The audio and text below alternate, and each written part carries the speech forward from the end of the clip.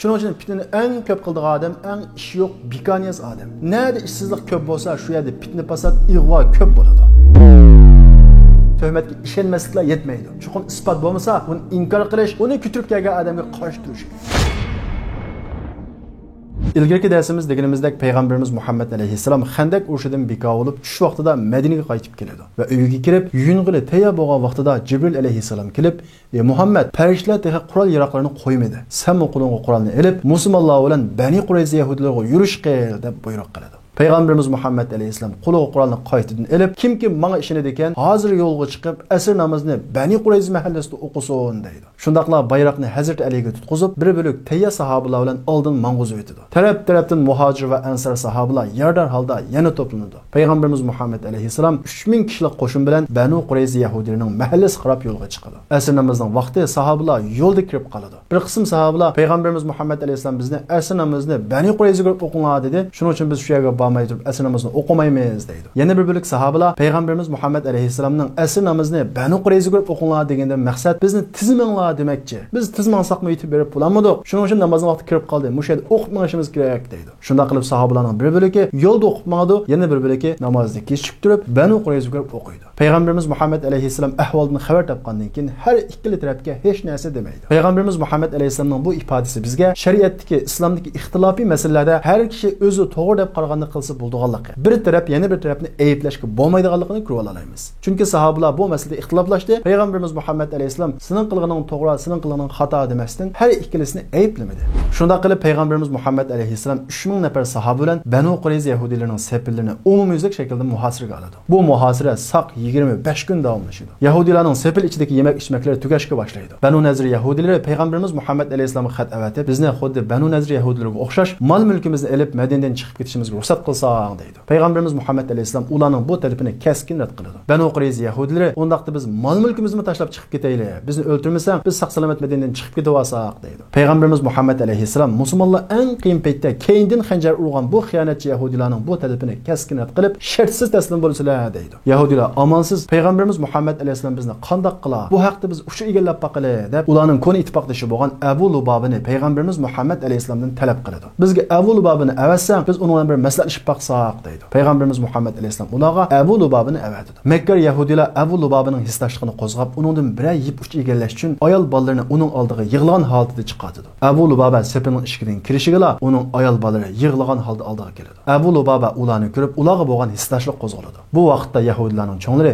"Ey Abu Lubaba, aytqina, agar biz taslim bo'lsak, Muhammad bizni qandoq qiladi?" deydi. Abu Lubaba mana mushundoq qiladi deb barmoq bilan bo'g'ziga ishorat qiladi. Ya'ni sizlarni o'ltiradi deydi. Ammo Abu Lubaba barmoqini bo'g'zidan tushirmayla o'zining xiyonat qilganligini, ya'ni yahudilarga yeb uchi berganligini his qiladi-da, o'zining noit ig'ir gunoh o'tkazganligini his qilib, sepildan chiqib Peygamberimiz Muhammed aleyhisselamning qishig'iga bormay, udul Peygamberimiz Muhammed aleyhisselamning masjidiga berib, o'zini bir to'rikka bog'laydi va Peygamberimiz Muhammed aleyhisselam mening bu gunohimni kechirib, Alloh taoladan bu gunohim uchun kechirim talab qilmoqcha o'zimni yashmayman deb qasam qiladi. Peygamberimiz Muhammed aleyhisselam Abu Lubaba hajab kammidi deb turgan paytda Abu Lubabaning ishidan xabar topildi. Peygamberimiz Muhammed aleyhisselam agar u mening oldimga bevosita kelgan bo'lsa, men uning uchun Alloh kechirim talab qilatdim. Hamda o'zining qilganligini qildi. Alloh uning ustidan hukm chiqarmoqcha men uni yashmayman deydi. Abu Lubabaning bu voqealigidan shu narsani ko'rishga bo'ladiki, dushmanlar bilmaydigan har qanday bir musulmonlarning uchurini dushmanlarga yetkazish xiyonat va jinoyatdir. Abu Lubaba yahudilarga bir narsa demedi yoki eng cho'ng bir maxfiyatchilikni deb bermadi. Faqat o'zining farziga asosan Peygamberimiz Muhammed aleyhisselamning qanday qilganligini ishorat orqali deb berdi. Shuning keyinda o'zining xato qilganligini his qildi. Peygamberimiz Muhammed aleyhisselamni Alloh uningga hukm chiqarmoqcha men uni yashmayman dedi. Chunki biz ahamiyatsiz, foydasiz deb qaragan uchurlar dushmanga nisbatan noit qimmatli uchur bo'lishi mumkin. Shuning uchun har qanday bir ahvol ostida mayli biz uni oddiy, odatlik uchur deb qaraylik, uni dushmanga yetkazish xiyonat va jinoyatdir. Banu Qurayza yahudilari Peygamberimiz Muhammed aleyhisselamning o'zining bu xiyonatiga qanday jazo berganligini bilsa-mu, bir oyga yaqin muhosirada turgandan keyin amalsiz qal'aning eshigini ochdi. Peygamberimiz Muhammed aleyhisselam ularni qurolsizlantirgandan keyin urushga qatnashalaydigan ellarning hammasini chambarchas bog'laydi. Mushu paytda Aws qabilasining cho'nglari Peygamberimiz Muhammed aleyhisselamning yoniga kelib, "Ey Allohning elchisi, Banu Qurayza yahudilari bizning ittifoqdoshimiz edi. Qaynuqa yahudilari Xazraj qabilasining ittifoqdoshi edi. Sen Xazraj qabilasining ittifoqdoshi bo'lgan Qaynuqa yahudilarga muvofiq jazo qo'llanding. Shunga bizning ittifoqdoshimiz bo'lgan bo'lgan Bani Qurayz yahudlarga muvofiq jazo qo'llansang, ularga bek ig'ir jazo bermasang deydi. Payg'ambarimiz Muhammad alayhissalom undaqda bu ittifoqdashinglarga sizlarning ichinglardan birisi hukm qilsin. Ya'ni sizlarning cho'nglar bo'lgan Sa'id ibn Muaz hukm qilsin deydi. Avs qabilasining cho'nglari bo'ladi. Sa'id ibn Muaz bizning cho'ngimiz, uning hukmiga qoyil bo'lamiz deydi. Payg'ambarimiz Muhammad alayhissalom sahobalarga Sa'id ibn Muazni elib kelinglar deydi. Sa'id ibn Muaz Xandaq urushida nihoyat ig'ir yaralangan bo'lib, uyida orom eryotdi. Sahobalar Sa'id ibn Muazni eshakka mindirib, Payg'ambarimiz Muhammad alayhissalom taraf qarab yo'lga chiqdi. Ular Payg'ambarimiz Muhammad alayhissalomning yoniga kelgan vaqtida Avs qabilasining cho'nglari ularning oldiga chiqib, "Ey Sa'id ibn Muaz, sen bizning cho'ngimiz. Payg'ambarimiz Muhammad alayhissalom sening rahim qilishing uchun ular ustidan hukm chiqarish huquqini sana berdi. Shunga ularga bek ig'ir jazo bermasang" deydi. Sa'id ibn Muaz bugun Allohning hukmini e'lon qilishda hech kimning malomatidan qo'rqmaydigan bir voqea deydi. Va Payg'ambarimiz Muhammad alayhissalomning yoniga keladi. Sahobalar uni eshakdan tushirdi. Payg'ambarimiz Muhammad alayhissalom yarada Sa'id ibn Muazni ko'rib, boshliqlar uchun o'rninglardan turinglar deydi. Sahobalar Sa'id ibn Muazni yulab Payg'ambarimiz Muhammad alayhissalomning yoniga kelib o'ltirg'izdi. Payg'ambarimiz Muhammad alayhissalom, "Ey Sa'id, sen bu Banu Qurayz yahudlar ustidan hukm chiqargan" deydi. Sa'id ibn Muaz sahobalarga qarab, "Agar men ularning ustidan bir hukm chiqarsam, u hukmni ijro qilishga Alloh qasam qila olamsizlar" deydi. Ansar va muhojir sahobalar va Avs qabilasining cho'nglari qasam qilamiz deydi. Sa'id ibn Muaz ondan keyin Payg'ambarimiz Muhammad alayhissalomga qarab, "Ey Allohning elchisi, men ularning ustidan qanday hukm chiqarsam sizlar rozi bo'lamlar" deydi. Payg'ambarimiz Muhammad alayhissalom o'zining rozi bo'lganligini bildirdi. Sa'id ibn Muaz, "Mening ularning ustidan chiqargan hukmim shuki, ularning urush qatnasha oladigan erlarning hammasi o'ldirildi. Ayol bolalari asir ilinadi. Uylari, yurt makonlari, mol-mulklari g'animat ilinadi" deydi. Payg'ambarimiz Muhammad alayhissalom Sa'id ibn Muazga, "Ey Sa'id, sening chiqargan bu hukming 7 qat osmonning ustidagi Allohning hukmi bilan o'xshash chiqdi" deydi. Payg'ambarimiz Muhammad alayhissalom Sa'id ibn Muazning bu qattiq jazosini qo'llashi, shundaqla bu jazoning 7 qat osmon ustidagi Allohning hukmi bilan udul chiqishi xoinlarga asla rahim qilishga bo'lmaydiganligini ko'rsatdi. Chunki xoinlarga rahim qilish adolatga uyg'un kelmaydi. Shundaqla mazlum qilingan haqorat va xiyonat bo'ladi.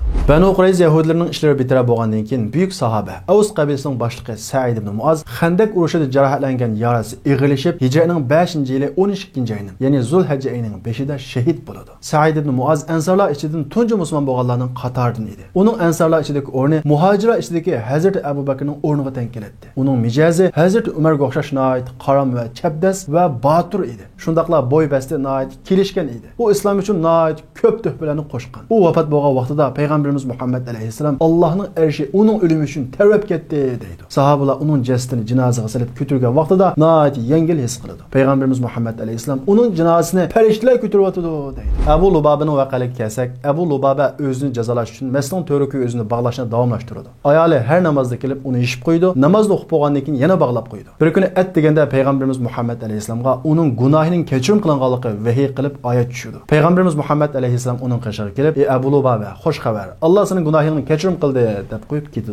Sahobalar darhol uning qishig'iga yugurib kelib uni yashkili qo'ydi. Lekin Abu Lubaba, "Meni payg'ambarimiz yishib qo'ymasa men yishilmayman" deb turib oladi. Payg'ambarimiz Muhammad alayhissalom kelib uni o'z qo'li bilan yishib qo'ydi. Payg'ambarimiz Muhammad alayhissalom Xandaq urushi va Banu Qurayz yahudlarining ishlaridan butunlay bekor bo'lgandan keyin Xandaq urushida tajovuz qo'shiniga yordam bergan Madinaning atrofidagi oymoq va qabilalarga qo'shin tortib, ularning jazosini berdi. Ondan keyin atrofdagi qabila va oymoqlar bilan qaytadan ahdnoma tuzdi. Shunday qilib Madinaning sirtidagi omonlikni qaytadan asliga keltirdi. Ondan keyin Payg'ambarimiz Muhammad alayhissalom Muhammad ibn Maslama boshchiligida haliqi 70 sahobini shahid qilib atgan Najd tarafga qo'shin yo'llaydi. Muhammad ibn Maslama qo'shin bilan u yerga yetib berib, kechada ular ushtum hujum qo'zaydi. Ular shaharni tashlab taraf-tarafga qochadi. Muhammad ibn Maslama va uning qo'shini ularning tugi qo'ylari va butun mol-mulkini g'animat olib va 70 sahobaning qisosini olib Madinaga qaytib keladi. 70 nafar sahobaning qisosini olib bo'lgandan keyin 10 nafar sahobini shahid qilib atgan. Ya'ni bizga din o'rgatadigan odam lozim deb 10 nafar sahabini Payg'ambarimiz Muhammad alayhisalomdan elib, yo'lda 8 ni shahid qilib o'tib,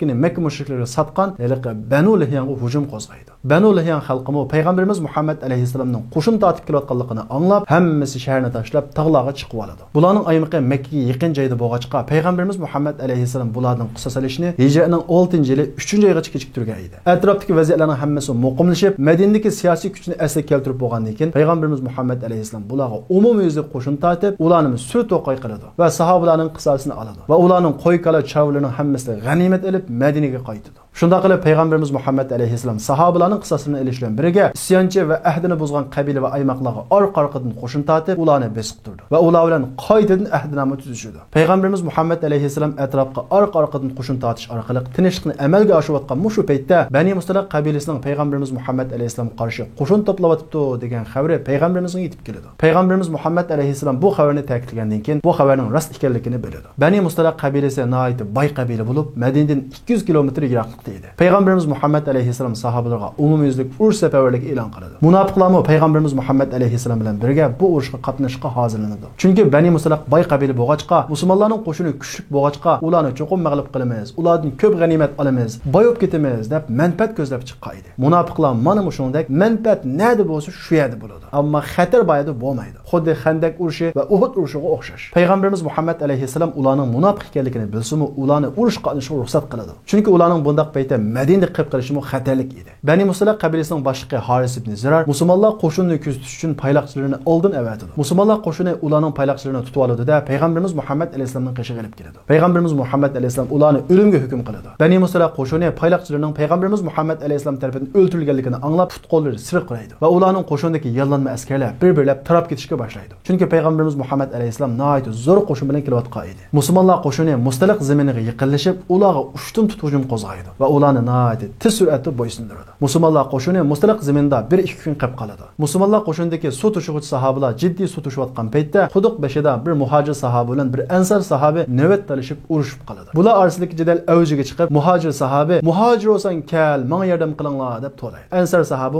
"Ansar bo'lsang kel" deb to'laydi. Natijada muhojir va ansar sahobalar ikkidan bo'lib bir-birisiga qarshi saf tuzishdi. Sahobalar orasidagi vaziyat nihoyat jiddiy holatga o'tdi. Mushu vaqtda payg'ambarimiz Muhammad alayhissalom yetib kelib, "Sizlar jahiliyaning davosini qilyapsizlar. Qanday bir odam tarabbozlik qilib o'ldirilsa, u jahiliyat o'limida o'lgan bo'ladi" dedi. Payg'ambarimiz Muhammad alayhissalomning keskin ifodasini ko'rgan ansar va muhojir sahobalar ostag'ini besiqib qoladi. Ammo bu xabarning keyin xabar topgan munofiqlarning kattashi Abdullah ibn Ubay o'zining bu voqeaga shohid bo'lmaganligiga nihoyat ochiq keladi va ichi puchilnadi. Lekin u yana bo'ldi qilmay, jidalning piltisiga o't yiqish uchun ansar sahobalarning qashiga berib, "Biz bularni yurtimizga tushirdik, ularga yordam berdik, ularga eshikimizni ochdik. Amdilikda bizning odamlarimizga qo'l sog'adak bo'ptimi?" deb ansar sahobalarni kushkurtishga boshlaydi. Munofiq mana shundaq paytlarda jidalning piltisiga o't yiqish orqali musulmonlar orasida ixtilof solishga tirishadi. Bu munofiq yana bo'ldi qilmay, "Xap, Madinaga borganda biz muhojirlarning hammasini Madinadan qo'lab chiqaramiz" deb ansar sahobalarning orasida gap taqdi. Bu gapni Zayd ibn Arqam degan sahoba anglab payg'ambarimiz Muhammad alayhissalomga yetkazdi. Bu vaqtda payg'ambarimiz Muhammad alayhissalomning yanida Hazrat Umar bor edi. Hazrat Umar bu gapni anglagandan keyin,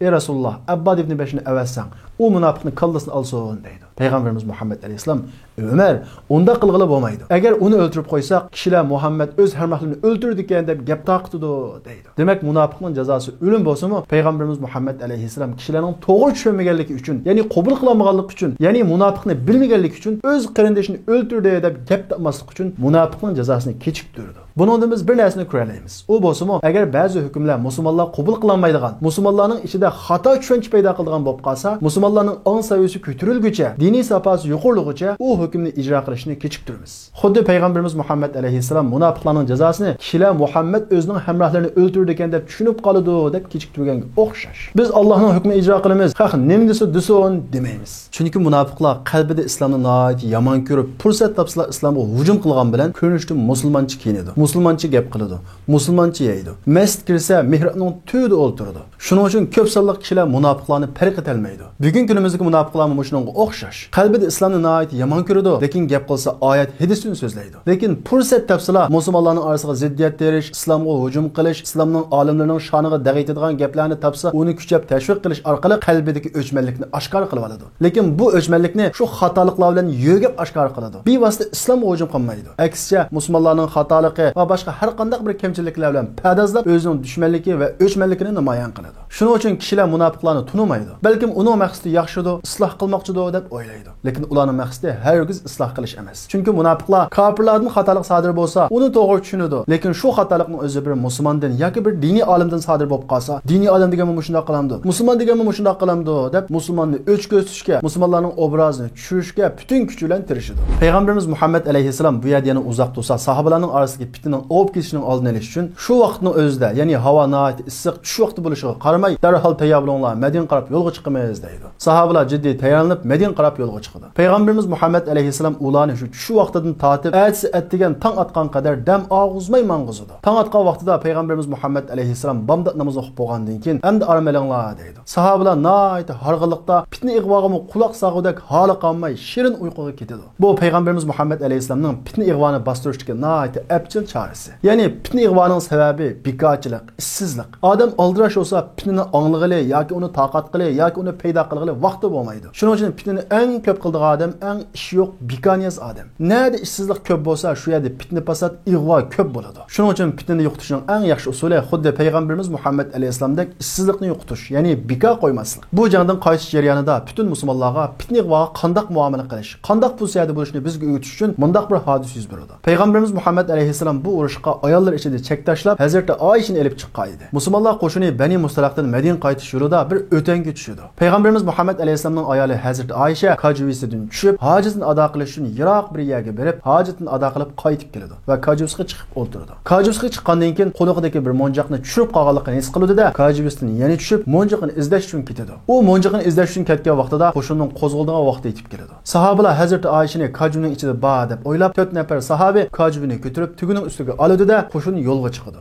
Hazrat Oyisha monjoqni tepib qaytib kelganda bo'lsa, qo'shinning qarsimi ko'rinmaydi. Hazrat Oyisha ularni cho'qim izlab keladi-go deb shu yerda o'ltirdi va uyquga ketdi. Uningdan ilgari o'tangda Safvan ibn Muattal ismli sahoba uxlab qolib, qo'shinning orqasida qolgan edi. U bu o'tanga kelib Payg'ambarimiz Muhammad alayhisalomning ayoli Hazrat Oyishani ko'rib, "Inna lillahi va inna ilayhi roji'un." Bu Payg'ambarimizning ayoli-go deydi. Uning bu gapidan Hazrat Oyisha uyg'onib ketdi. Safvan ibn Muattal Hazrat Oyishani to'y qilishni ilgari ko'rgan bo'lib, Hazrat Oyisha uxlab qolib yuzi eshilib qolgan edi. Safvan ibn Muattal tugisini Hazrat Oyishaning qashiga akelib, Hazrat Oyishaning minib olishi uchun o'zi yiroq yerga ketib turadi. Hazrat Oyisha tugiga minadi, Safvan ibn Muattal tugini yitilib, Payg'ambarimiz Muhammad alayhisalom va musulmonlar qo'shinining keyindan mangadi. Musulmonlar qo'shini bir o'tanga tushib, tushlik aram elayotgan vaqtida Safvan ibn Muattal Hazrat Oyishani tugisiga mindirgan holda yiroqdan keladi. Sahobalar Safvan ibn Muattalning Payg'ambarimiz Muhammad alayhisalomning ayoli Hazrat Oyishani tugisiga mindirib, yolg'iz holatga kelganligini ko'rib, hong-tong qilishdi. Sahobalar orasida g'ulg'ula bo'lishga boshlaydi. Bu gapni xabar topgan munofiqlarning kattashi Abdullah ibn Ubay xuddi oltin topganda gul qaqali eshlab ketadi va har xil ig'vo va fitnalarni taqitish orqali bu gapni kuchab tashviq qiladi. Sahobalarning orasida g'ulg'ula va fitna ko'payishga boshlaydi. Payg'ambarimiz Muhammad alayhisalom bu hodisaga o'zini tutib olgan holda nihoyat sabrchanlik bilan muomala qiladi. Ammo munofiqlar to'xtamay ig'vo taqitish orqali Payg'ambarimiz Muhammad alayhisalomning ayoli Safvan ibn Muattaldan yolg'iz keyindan keldi deb har xil tuhmatlarni taqitishga boshlaydi. Musulmonlar qo'shini Madinaga kelmay, Hazrat Oyisha ustidagi bu tuhmat Madina ichiga pur ketadi. Hazrat Oyisha Madinaga keliblar nihoyat ig'ir kasal tegib yetib qoladi. Lekin Hazrat Oyishaning ustidan bo'layotgan gap so'zlar haqida hech qanday xabar yo'q edi. Payg'ambarimiz Muhammad alayhisalom har kuni aytgan Hazrat Oyishaning hujrasining oldiga kelib, ahvolingiz qanday deb uningdan ahvol so'rab qaytadi. Hazrat Oyisha Payg'ambarimiz Muhammad alayhisalomning muomalasidan azroq g'aylik his qilsa-mu, lekin sababini bilmaydi. Payg'ambarimizga nima bo'lgandi deb o'ylaydi. Fitna ig'vo kundan kunga ko'payishga boshlaydi. Payg'ambarimiz Muhammad alayhisalomga bu ish Uhud urushidan ig'ir keladi. Payg'ambarimiz Muhammad alayhisalomning oldida bu ish qarta 5 xil yo'l bor edi. Birinchisi, Payg'ambarimiz Muhammad alayhisalom bu gap so'zlar tufayli Hazrat Oyishadan ayrilib ketish. Bu orqali o'zining nomusini saqlab qolish. Lekin Payg'ambarimiz Muhammad alayhisalom bu yo'lni tanlamaydi. Chunki buningda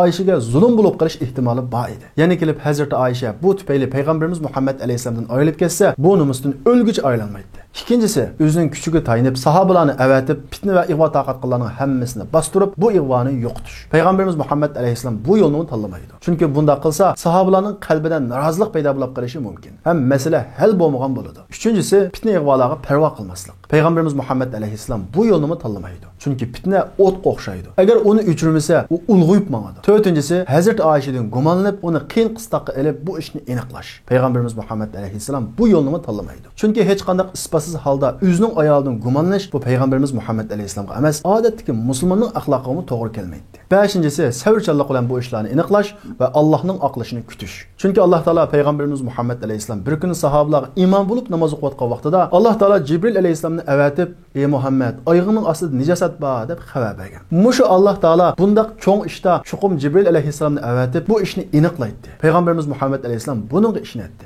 Lekin Alloh taolo musulmonlarga fitnaga qanday muomala qilishni o'rgatish uchun bir oy qadar bu haqda hech qanday oyat tushirmaydi. Sahabalar umumiylik şekilde bu fitne ig'voga qarata 4 xil pozitsiyada bo'ladi. Birinchisi, bu fitne ig'voga ishonmaydi. Hazrat Oyishani pok deb qaraydi. Lekin bu fitne ig'voni tarqatgan kishilarga qarash turmaydi. Sukut qiladi. Bu ko'p sonliq sahobalarning pozitsiyasi bo'lib, bu pasiq musulmonlarning pozitsiyasi. Ikkinchi turkumdagi sahobalar bo'lsa, bu fitne ig'voga, bu tuhmatga ishonmaydi. Shuning bilan birga buni ko'tarib kelgan kishilarga qarshi turadi. Hazrat Oyishani oqlaydi. Bu Hazrat Umar va Usamaga o'xshash chechan va adolatparvar sahobalarning pozitsiyasi bo'lib, har bir musulmondan talab qilinadigan pozitsiya. Uchinchi turkumdagi sahobalar bu tuhmatga ishonib, balkim inson bo'lgandan shundoq bo'lib qolgandi deb hech qanday isbotsiz holda bu haqda oz to'la gap qilib soladi. Masalan, Hasan ibn Sabit va Mistahga o'xshash. To'rtinchi turkumdagi kishilar bular munofiqlar bo'lib, bu haqdagi fitnani taqatquchilar va uni kuchab tashviq qiluvchilar. Fitna mushundoq taraqqiy qilib ketgan bo'lsa-mu, Hazrat Oyisha o'zining ustidan bo'layotgan bu fitnalardan butunlay xabarsiz edi. Bir kuni Mistahning onasi Hazrat Oyishani yo'qlab keladi va Hazrat Oyishaning qo'lidan yetilab uni sirtqa olib chiqadi. Shu jarayonda Mistah bir narsaga putlashib, yiqilib ketganda tas qoladi. Bu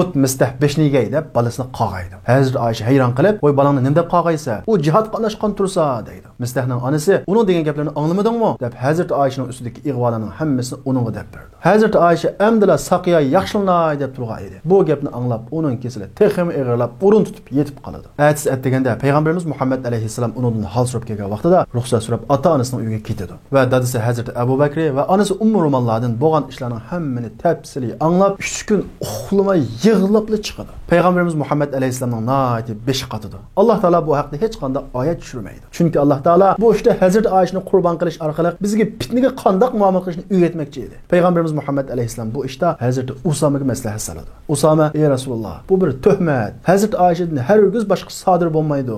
Uni amringda saqlab vergin" deydi. Ondan keyin Payg'ambarimiz Muhammad alayhissalom Hazrat Aliga maslahat soladi. Hazrat Ali oylab ketishni tavsiya qiladi. Lekin oxirida buni uning xizmatchisidan bir aniqlab boqqan "Ey Rasululloh" deydi. Payg'ambarimiz Muhammad alayhissalom Hazrat Oyishaning xizmatchisi Barirani chaqirtib, "Ey Barira, Hazrat Oyishadan bir gumonliq ahvol his qildingmi?" deydi. Barira: "Alloh bilan qasam, Hazrat Oyishadan hech qanday gumonliq ahvol bayqamadim" deydi. Payg'ambarimiz Muhammad alayhissalom ondan keyin Hazrat Umarga maslahat soladi. Hazrat Umar: "Ey Allohning elchisi, seni Hazrat Oyishaga o'ynashga kim buyurgan?" deydi. "Alloh buyurgan" deydi. "Allah seni Hazrat Oyishaga o'ynashga buyurib, ondan keyin shu Oyisha orqali seni bulg'ishi mumkinmi?" deydi. Umarning bu gapi nihoyat urunliq va aqli gap edi. Payg'ambarimiz Muhammad alayhissalomning ko'ngli Hazrat Umarning so'ziga qanoat topib, bu gapni kishilarga yetkazgan deydi. Lekin Hazrat Oyishaning ustidagi fitna ig'vo va tuhmatlar kundan kunga ulg'ayib mangadi. Buni ko'rgan Payg'ambarimiz Muhammad alayhissalom bir kuni sahobalarning hammasini masjidga to'playdi va munbirning ustiga chiqib, "Ey jamoat, sizlarning oranglarda mening oilam, ya'ni ayolim haqida meni ranjitgan odam bor. Mayli Oyisha bo'lsin yoki Safvan ibn Muattal bo'lsin, har ikkilisini yaxshilikdan boshqasini ko'rmadim. Sizlar menga aziyat bergan, meni ranjitgan odamga nima deysizlar?" deydi. Said ibn Muaz vafot bo'lgandan keyin Aws qabilasining boshlig'i bo'lgan Usayd ibn Huzayr o'rnidan turib, "Ey Allohning elchisi, shu odamni bizga da. Agar u odam Aws qabilasining ichidan bo'lsa, biz uni jazolaymiz. Agar Hazrat qabilasining ichidan bo'lsa, uni Hazrat qabilasiga qarindoshlarimiz jazolaydi" deydi. Keyinda Hazrat qabilasining boshlig'i Said ibn Ubada o'rnidan turib, "Sen yolg'on aytding. Agar u odam sening qabilangdan bo'lgan bo'lsa, bu gapni hargiz qilolmayding. U odam bizning qabilamizdan bo'lg'achqa, bu gapni qo'qmay deyapti" deydi. Chunki bu fitni taqatgan Abdullah ibn Ubay Hazrat qabilasidan edi. Usayd ibn Huzayr: "Sen yolg'on aytding. Sen munofiqni qo'dayotsa, shuni sen munofiq bo'lishing mumkin" deydi. Shunda qilib masjidning ichida ikki qabila o'rnidan turishib ketdi va qili sug'org'ili tas qoladi. Payg'ambarimiz Muhammad alayhissalom ularga haybirib besib turdi va darhol "Uyinglar qaytinglar" deb ularni tanqid etdi. Ondan keyin Payg'ambarimiz Muhammad alayhissalom masjiddan chiqib, udul Hazrat Abu Bakrning uyiga boradi va ularga salom bergandan keyin Hazrat Oyishaning yanında o'tirib, "Ey Oyisha, sening ustundan mundaq gaplar bo'lyapti. Agar sen pok bo'lsang, Alloh seni cho'qim oqlaydi. Agar gumonliq bo'lsang, gunohingni tunib tavba qil.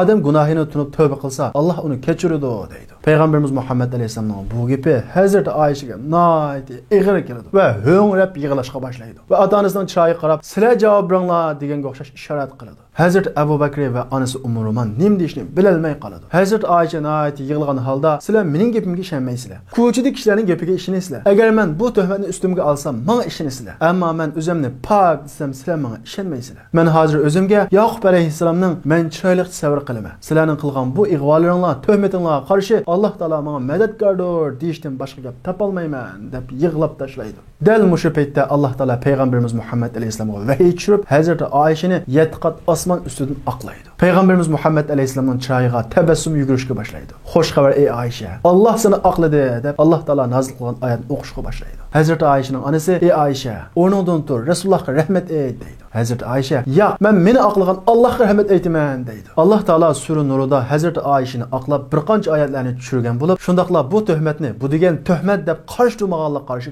qo'ydi va tuhmatxo'rlarning jazosini e'lon qiladi. Laula ja'u alayhi bi arba'ati shuhada. O tuhmat qilgan kishilar nima uchun o tuhmatiga 4 guvohchini keltirmadi? Fa izlam ya'tu bi shuhada fa ulaika indallohi humul kadhibun. Agar ular 4 guvohchini keltirolmasa, Allohning nazarida ular yolg'onchidir. Walaula fadlullohi alaykum va rahmatuhu fid dunya wal akhirah lamassakum fima afadtum fihi azabun azim. Agar Allohning dunyo va oxiratdagi rahmati bo'lmagan bo'lsa, bu ishinglar tufayli Allohning qattiq azobi qolgan bo'ladinglar. İz talaqawnahu bi alsinatikum va taquluna bi afwahikum ma laysa lakum bihi ilm. Sizlar u tuhmatni tilinglar bilan tarqatdinglar. Bilmaydigan narsalarni og'zingizga oldinglar. Bu ishni sal chag'ildinglar. Bu Allohning nazarida noyat cho'ng gunohdir. Walaula iz sami'tumuhu qultum ma yakunu lana an natakallama bi hada subhanak hada buhtanun azim. Sizlar bu tuhmatni anglagan vaqtinglarda bundaq gap qilish bizga munosib emas. Alloh pakdir. Bu degan uchuq tuhmat deb nimishqa demaysizlar? Ya'idukumullohu an ta'udu limithlihi abada in kuntum mu'minin. Agar sizlar mu'min bo'lsanglar, bundaq ish ikkinchi qatim takrorlanib qolmasin deydi. Bu ayet nazil bo'lishi bilan Madina osmonini qoplab olgan qor bulut ko'tariladi. Munofiqlar rasvo bo'ladi, oshkor bo'ladi. Allohning hukmi bo'yicha bu haqda fitna taqatgan Hassan ibn Sabit va Mistah sahabaga 80 qamchidan darra uriladi. Shuning bilan Abdullah ibn Ubay o'zining shaykilining o'rtasida rasvo bo'ladi. Hech kim uning gapiga ishonmaydigan bo'ladi. Hatto o'z odamlari tomonidan dashlamaydi. Sen topgan gaping tufayli biz qamchiydik deydi. Bu vaqtda payg'ambarimiz Muhammad alayhissalom Hazrat Umarga Umar ko'rdingmi? Hamda Abdullah ibn Ubayni o'ldirishning hojati qolmadi. Ya'ni u kishilarning qalbida o'ldi. Hamda bundan uning ig'volariga hech kim ishonmaydi deydi. Amaliyotda bu hodisadan keyin hech kim bir ayol haqida ig'vo taqatsa, uni tinshamaydigan, uni taqatmaydigan bo'ladi. Alloh taolamo tunji qatimda oyat tushirib, Hazrat Oyishani oqlashga qodir edi. Hazrat Oyishning u yerda kechikib qolishi, Safvan ibn Muattal bilan keyin kelishi, bularning hammasi Alloh taolaning bizni tarbiyalashi uchun, ya'ni bizga fitnaga qandoq muomala qilish, buni o'rgatish uchun. Hazrat Oyisha bilan Safvan ibn Muattal bu hodisaga bir qurbonlik, ya'ni Alloh taolo bizni tarbiyalash uchun bu ikki sahobani qurbonlik qilgan. Bu hodisa orqali boshqalarning yuz obro'yini qo'g'daydigan va boshqalar gap qilsa uni taqatmaydigan, uni qarshtiradigan inoq ejil birisi-birisining yuz obro'yini qo'g'daydigan bir islomiy jamiyat shakllanadi. Shuning uchun bu hodisadan bizning o'rganishga tegishli darsimiz shuki, agar bir fitna ig'vo, bir ayolning ipiti yoki bir odam to'g'riliq tuhmat maydoniga kelsa, u haqda oldin isbot talab qilishimiz kerak. 4 guvohchang bormi deyishimiz kerak. Agar 4 guvohchang bo'lmasa, og'zingni yum deyishimiz kerak. Bo'lmasa, Alloh taolo qo'ygan hiliqi sahobalarning o'rniga tushib qolamiz. Agar biz fitna ig'volarni taqatsak, Abdullah ibn Ubayning shaykilariga o'xshab qolamiz. Agar biz fitna ig'volarni o'ydirib chiqarsak, dal Abdullah ibn Ubay degan munofiqning o'zi bo'lamiz. Alloh taolo sura Nurda 4 guvohchisi yo'q holda shunday fitna ig'volarni ko'tarib kelsa, bundaq gap qilish bizga loyiq emas. Alloh faktor bu degan buyuk tuhmat deb nima uchun demaysizlar deb qo'ydi. Shuning uchun tuhmatga ishonmasliklar yetmaydi. Chuqur isbot bo'lmasa, uni inkor qilish, uni ko'tarib kelgan odamga qarshi turish kerak. Shunda qilib Hazrat Oyishaning aqlanishi bilan Madinadagi ig'volar tugab, ichki vaziyat muqimlashadi. Payg'ambarimiz Muhammad alayhisalom yana taraf-taraflarga qo'shin avatib, atrofdagilar bilan tinchlik ittifoqi tuzadi. Masalan, Abdurrahman ibn Avfni Davmatul Jandalga avatidi. Zayd ibn Harisni Madinaga avatidi. Va undan boshqa bir qancha sahobalarni taraf-tarafga avatidi. Shunda qilib Payg'ambarimiz Muhammad alayhisalom Madinaning ichki va tashqi vaziyatini muqimlashtirib, siyosiy o'rnini to'liq asliga keltirib bo'lgandan keyin sahobalar bilan birga Makka ga umr qilishga tayyorlanadi. Payg'ambarimiz Muhammad alayhisalom Makka ga kiralamdi. Mushriklar Payg'ambarimiz Muhammad alayhisalomning Makka ga kirishiga yo'l qo'yamdi. Bularning orasida qanday ishlar yuz beradi? Bu haqda kitoblarga qiziqsanglar, diqqatinglar kelarki darsimizda bo'lsin. Gül Ahmedim, Gül Ahmedim, canda canan Muhammedim, kurban bulsun canım tenim, yollarınga Gül Ahmedim, Gül Ahmedim, Gül Ahmedim, canda canan